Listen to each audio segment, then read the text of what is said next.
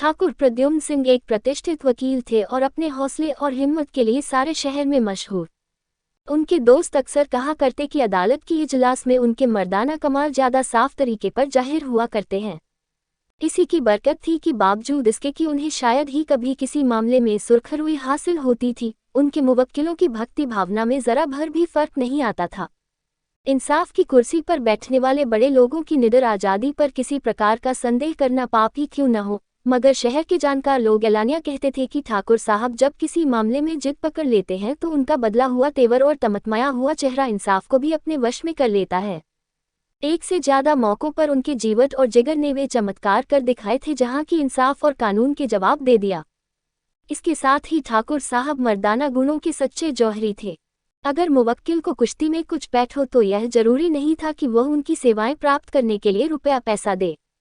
इसीलिए उनके यहाँ शहर के पहलवानों और फैकेतों का हमेशा जमघट रहता था और यही वह जबरदस्त प्रभावशाली और व्यवहारिक कानूनी बारीकी थी जिसकी काट करने में इंसाफ को भी आगा पीछा सोचना पड़ता। वे गर्व और सच्चे गर्व की दिल से कदर करते थे। उनके बेतकल्लुफ घर की ड्योरियां बहुत ऊंची थी, वहां झुकने की जरूरत न थी। इंसान खूब सिर उठाकर जा सकता था। यह एक विश्वस्त कहानी है कि एक बार उन्होंने किसी मुकदमे को बावजूद बहुत विनती और आग्रह के हाथ में लेने से इनकार किया। मुवक्किल कोई अक्खर देहाती था। उसने जब आरजू मिन्नत से काम निकलते न देखा तो हिम्मत से काम लिया। वकील साहब कुर्सी से नीचे गिर पड़े और बिफरे हुए देहाती को सीने से लगा लिया। दो धन और धरती के बीच आदिकाल से एक आकर्षण है। धरती में साधारण गुरुत्वाकर्षण के अलावा एक खास ताकत होती है जो हमेशा धन को अपनी तरफ खींचती है। सूद और तमस्सुक और व्यापार ये दौलत की बीच की मंजिलें हैं, जमीन उसकी आखिरी मंजिल है। ठाकुर प्रद्युम्न सिंह की निगाहें बहुत अरसे से एक बहुत उपजाऊ मौज पर लगी हुई थी, लेकिन बैंक का अकाउंट कभी हौसले को कदम नहीं बढ़ाने देता था। यहाँ तक कि एक दफ़ा उसी मौज का जमींदार एक कत्ल के मामले में पकड़ा गया। उसने सिर्फ रस्मों रिवाज के माफिक एक आसामी को दिन भर धूप और जेठ की जलती हुई धूप में खड़ा रखा था, लेकिन अगर सूरज की गर्मी या जिस्म की कमजोरी या प्यास की तेजी उसकी जानलेवा बन जाए तो इसमें जमींदार की क्या खता थी। ये शहर के वकीलों की ज्यादती थी कि कोई उसकी हिमायत पर आमदा न हुआ, या मुमकिन है जमींदार के हाथ की तंगी को भी उसमें कुछ दखल हो। बहरहाल उसने चारों तरफ से ठोकरें खाकर ठाकुर साहब की शरण ली। मुकदमा निहायत कमजोर था। पुलिस ने अपनी पूरी ताकत से धावा किया था और उसकी कुमक के लिए शासन और अधिकार के ताजे से ताजे रिसाले तैयार थे।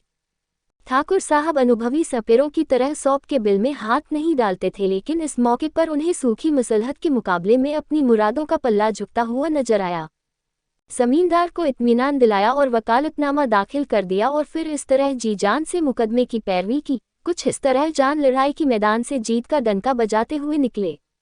जनता की जबान इस जीत का सेहरा उनकी कानूनी पैठ के सर नहीं, उनके मर्दाना गुणों के सर रखती है, क्योंकि उन दिनों वकील साहब नजीरों और दफाओं की हिम्मत तोड़ पेचीदगियों में उलझने के बजाय दंगल की उत्साहवर्धक दिलचस्पियों में ज्यादा लगे रहते थे। लेकिन ये बात जरा भी यकीन करने के काबिल नहीं मालूम होती।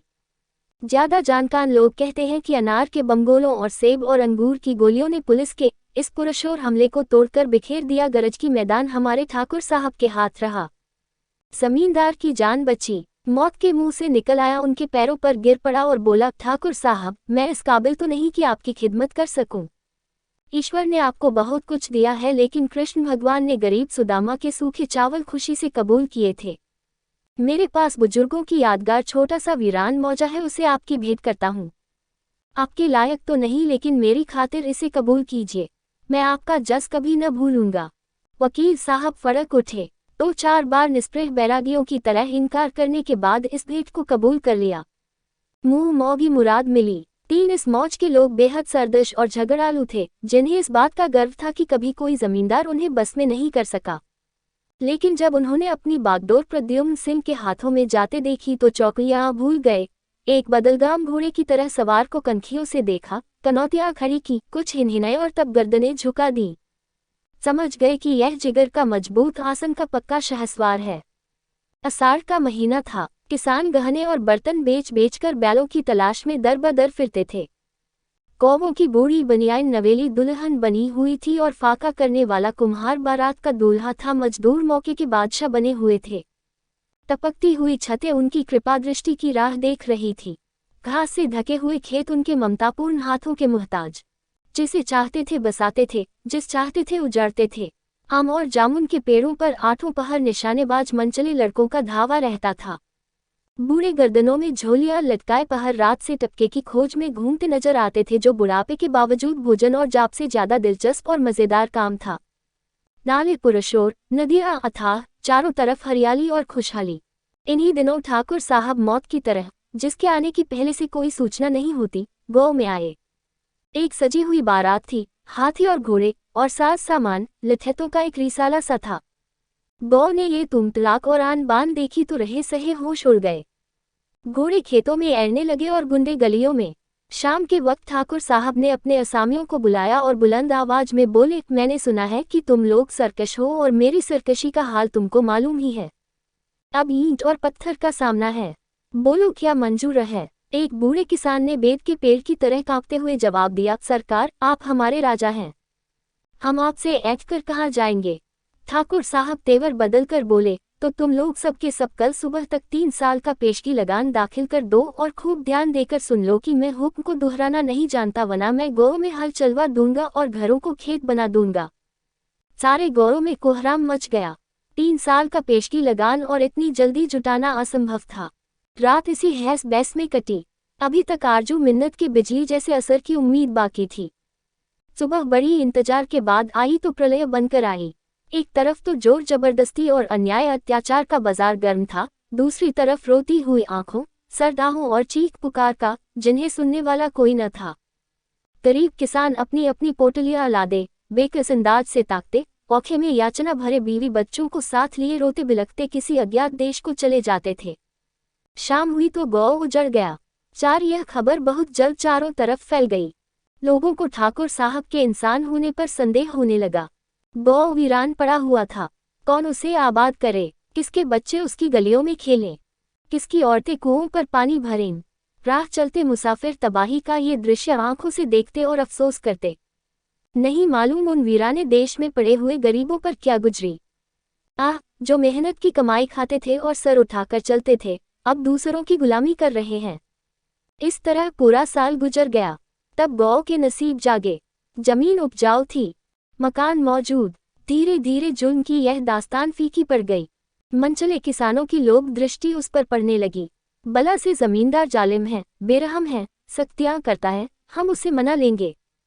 3 साल की पेशगी लगान का क्या जिक्र, वह जैसे खुश होगा खुश करेंगे, उसकी गालियों को दुआ समझेंगे, उसके जूते अपने सर आंखों पर रखेंगे। वह राजा हैं, हम उनके चाकर हैं। जिंदगी की कश्मकश और लड़ाई में आत्मसम्मान को निभाना कैसा मुश्किल काम है। दूसरा आषाढ़ आया तो वह गांव फिर बगीचा बना हुआ था। बच्चे फिर अपने दरवाजों पर घरौंदे बनाने लगे। मर्दों के बुलंद आवाज के गाने खेतों में सुनाई दिए, वह औरतों के सुहाने गीत चक्कियों पर। जिंदगी के मोहक दृश्य दिखाई देने लगे। साल भर गुजरा। जब रबी की दूसरी फसल आई तो सुनहरी बालों को खेतों में लहराते देखकर किसानों के दिल लहराने लगते थे। साल भर पड़ती जमीन ने सोना उगल दिया था। औरतें खुश थीं कि अब के नए नए गहने बनवाएंगे। मर्द खुश थी कि अच्छे अच्छे बैल मोल लेंगे और दारोगा जी की खुशी का तो अंत ही न था। ठाकुर साहब ने ये खुशखबरी सुनी तो देहात की सैर को चले। वही शान शौकत, वही लठैतों का रिसाला, वही गुंडों की फौज। गांव वालों ने उनके आदर सत्कार की तैयारियां करनी शुरू की। मोटे ताजे बकरों का एक पूरा गला चौपाल के दरवाज पर बांधा लकड़ी के अंबार लगा दिए, दूध के हौज भर दिए। ठाकुर साहब गांव की मेड़ पर पहुंचे तो पूरे 100 आदमी उनकी अगवानी के लिए हाथ बौधे खड़े थे। लेकिन पहली चीज जिसकी फरमाइश हुई वह लेमनेड और बर्फ थी। असामियों के हाथों के तोते उड़ गए। यह पानी की बोतल इस वक्त वहां अमृत के दामों बिक सकती थी, मगर बेचारे देहाती अमीरों के चोचले क्या जाने, मुजरिमों की तरह सिर झुकाए भौंचक खड़े थे। चेहरे पर झेप और शर्म थी, दिलों में धड़कन और भय। ईश्वर, बात बिगड़ गई है, अब तुम ही संभालो। बर्फ की ठंडक न मिली तो ठाकुर साहब की प्यास की आग और भी तेज हुई। गुस्सा भड़क उठा, कड़क कर बोले, मैं शैतान नहीं हूं कि बकरों के खून से प्यास बुझाऊं। मुझे ठंडा बर्फ चाहिए और ये प्यास तुम्हारे और तुम्हारी औरतों के आंसुओं से ही बुझेगी। ऐसा न फरामोश, नीच, मैंने तुम्हें जमीन दी, मकान दिए और हैसियत दी और इसके बदले में तुम ये दे रहे हो कि मैं खड़ा पानी को तरसता हूँ। तुम इस काबिल नहीं हो कि तुम्हारे साथ कोई रियायत की जाए। कल शाम तक मैं तुम में से किसी आदमी की सूरत इस गांव में न देखूं, वरना प्रलय हो जाएगा। तुम जानते हो कि मुझे अपना हुक्म दोहराने की आदत नहीं है। रात तुम्हारी है, जो कुछ ले जा सको ले जाओ, लेकिन शाम को मैं किसी की मनहूस सूरत न देखूं। ये रोना और चीखना फिजूल है। मेरा दिल पत्थर का है और कलेजा लोहे का, आंसुओं से नहीं पसीजता। और ऐसा ही हुआ। दूसरी रात को सारे गांव कोई दिया जलाने वाला तक न रहा। फूलता फलता गांव भूत का डेरा बन गया। बहुत दिनों तक यह घटना आसपास के मनचले किस्सागोयों के लिए दिलचस्पियों का खजाना बनी रही। एक साहब ने उस पर अपनी कलम भी चलाई। बेचारे ठाकुर साहब ऐसे बदनाम हुए कि घर से निकलना मुश्किल हो गया। बहुत कोशिश की गांव आबाद हो जाए, लेकिन किसकी जान भारी थी कि इस अंधेर नगरी में कदम रखता जहां मोटापे की सजा फौसी थी। कुछ मजदूर पेशा लोग किस्मत का जुआ खेलने आए, मगर कुछ महीनों से ज्यादा न जम सके। उजड़ा हुआ गांव खोया हुआ एतबार है जो बहुत मुश्किल से जमता है। आखिर जब कोई बस न चला तो ठाकुर साहब ने मजबूर होकर आराजी माफ करने का काम ऐलान कर दिया, लेकिन इस रियासत से रही सही साख भी खो दी। इस तरह 3 साल गुजर जाने के बाद एक रोज वहां बंजारों का काफिला आया। शाम हो गई थी और पूरब तरफ से अंधेरे की लहर बढ़ती चली आती थी। बंजारों ने देखा तो सारा गांव वीरान पड़ा हुआ है, जहां आदमियों के घरों में गिद्ध और गीदड़ रहते थे। इस तिलिस्म का भेद समझ में न आया। मकान मौजूद हैं, जमीन उपजाऊ है, हरियाली से लहराते हुए खेत हैं, और इंसान का नाम नहीं। कोई और गांव पास न था, वही पड़ाव डाल दिया। जब सुबह हुई, बैलों के गलों की घंटियों ने फिर अपना रजत संगीत अलापना शुरू किया और काफिला गांव से कुछ दूर निकल गया तो एक चरवाहे ने जोर जबरदस्ती की यह लंबी कहानी उन्हें सुनाई। दुनिया भर में घूमते फिरने ने उन्हें मुश्किलों का आदी बना दिया था। आपस में कुछ मशवरा किया और फैसला हो गया। ठाकुर साहब की ड्योरी पर जा पहुंचे और नजराने दाखिल कर दिए। गांव फिर आबाद हुआ। ये बंजारे बला के चिमड़, लोहे की सी हिम्मत और इरादे के लोग थे, जिनके आते ही गांव में लक्ष्मी का राज हो गया। फिर घरों में से धुएं के बादल उठे, कोल्हारों ने फिर धुएं और भाप की चादरें पहनी, तुलसी के चबूतरे पर फिर से चिराग जले। रात को रंगीन तबीयत नौजवानों की अलापे सुनाई देने लगी। चरागाहों में फिर मवेशियों के गल्ले दिखाई दिए और किसी पेड़ के नीचे बैठे हुए चरवाहे की बांसुरी की मध्यम और रसीली आवाज दर्द और असर में डूबी हुई इस प्राकृतिक दृश्य में जादू का आकर्षण पैदा करने लगी। भादों का महीना था। कपास के फूलों की सुर्ख और सफेद चिकनाई, तिल की उदी बहार और सन का शोक पीलापन अपने रूप का जलवा दिखाता था। किसानों की मड़ैया और छप्परों पर भी फल फूल की रंगीनी दिखाई देती थी। उस पर पानी की हल्की हल्की फुहारें प्रकृति के सौंदर्य के लिए सिंगार करने वाली का कमा दे रही थी। जिस तरह साधुओं के दिल सत्य की ज्योति से भरे होते हैं, उसी तरह सागर और तालाब साफ शफ्फाफ पानी से भरे थे। शायद राजा इंद्र कैलाश की तरावट भरी ऊंचाइयों से उतरकर अब मैदानों में आने वाले थे।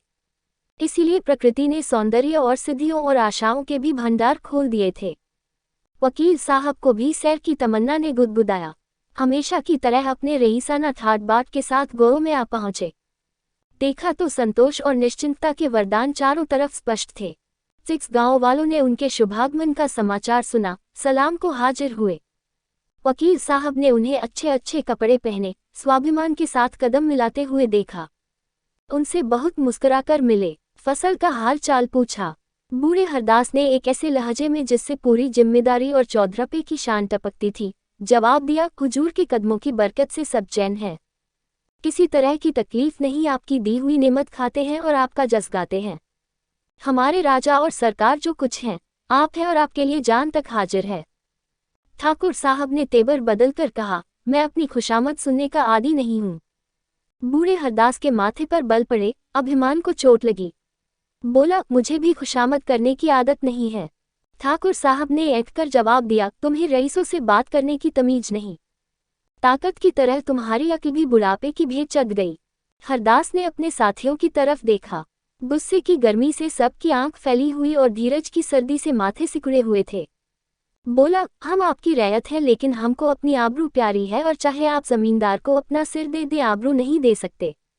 हरदास के कई मनचले साथियों ने बुलंद आवाज में तायद की, आबरू जान के पीछे है। ठाकुर साहब के गुस्से की आग भड़क उठी और चेहरा लाल हो गया और जोर से बोले, तुम लोग जबान संभाल कर बातें करो, वरना जिस तरह गले में झोलियां लटकाए आए थे उसी तरह निकाल दिए जाओगे। मैं प्रद्युम्न सिंह हूँ, जिसने तुम जैसे कितने ही हेकलों को इसी जगह कुचलवा डाला है। ये कहकर उन्होंने अपने रिसाले के सरदार अर्जुन सिंह को बुलाकर कहा, ठाकुर अब इन चीटियों के पर निकल आए हैं, कल शाम तक इन लोगों से मेरा गौ साफ हो जाए।